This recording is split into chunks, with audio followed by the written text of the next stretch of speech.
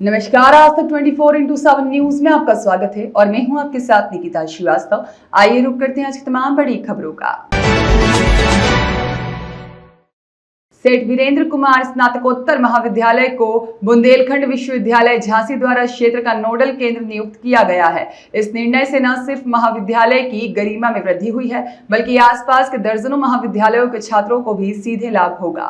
Nodal केंद्र बनाए जाने के बाद अब क्षेत्रीय महाविद्यालयों की परीक्षाओं के प्रश्न पत्र और उत्तर पुस्तिकाओं का वितरण और परीक्षा उपरांत उत्तर पुस्तिकाओं का संकलन इसी केंद्र से किया जाएगा। विद्यालय के अध्यक्ष डॉक्टर नितिन मित्तल ने पत्रकार वार्ता में बताया कि कॉलेज को पीजी स्तर पर एमकॉम, एमएससी भौतिक विज्ञान, वनस्पति विज्ञान और जंतु विज्ञान और एमए इतिहास और राजनीतिक विज्ञान जैसे नए की मान्यता भी प्राप्त हो गई है। इसके अलावा बीए स्तर पर अर्थशास्त्र, शिक्षा शास्त्र और भूगोल और मनोविज्ञान जैसे नए विषयों को भी शामिल किया गया है। पहले से ही महाविद्यालय में बीएड, बीएलएड और डीएलएड, बीटीसी की कक्षाएं संचालित हो रही हैं। बताया कि नोडल केंद्र बनने से महाविद्यालय की प्रशासनिक जिम्मेदारियां बढ़ी हैं, लेकिन इससे छात्रों को सुविधाजनक और पारदर्शी परीक्षा प्रक्रिया मिलेगी। प्रबंधक दीपक मित्तल ने कहा, हमारा लक्ष्य छात्रों को गुणवत्तापूर्ण शिक्षा के साथ साथ सुविधा युक्त शैक्षणिक वातावरण देना है।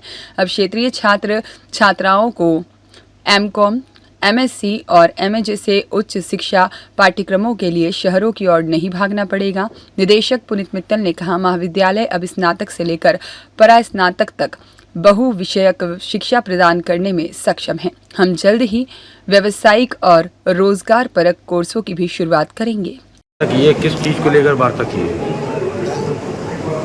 आज हमारे महाविद्यालय सेठ वीरेंद्र कुमार स्नातकोत्तर महाविद्यालय जालौन में बुंदेलखंड विश्वविद्यालय द्वारा बालाजी संकाय में एमकॉम की, विज्ञान संकाय में एमएससी में फिजिक्स, जियोलॉजी, बॉटनी, एमए में कला संकाय के अंतर्गत हिस्ट्री और पॉलिटिकल साइंस की एवं अतिरिक्त विषयों में कला संकाय में स्नातक स्तर पर ज्योग्राफी, एजुकेशन, इकोनॉमिक्स एवं साइकोलॉजी की संबद्धता शासन की संस्कृति पर बुंदेलखंड विश्वविद्यालय द्वारा प्रदान की गई है।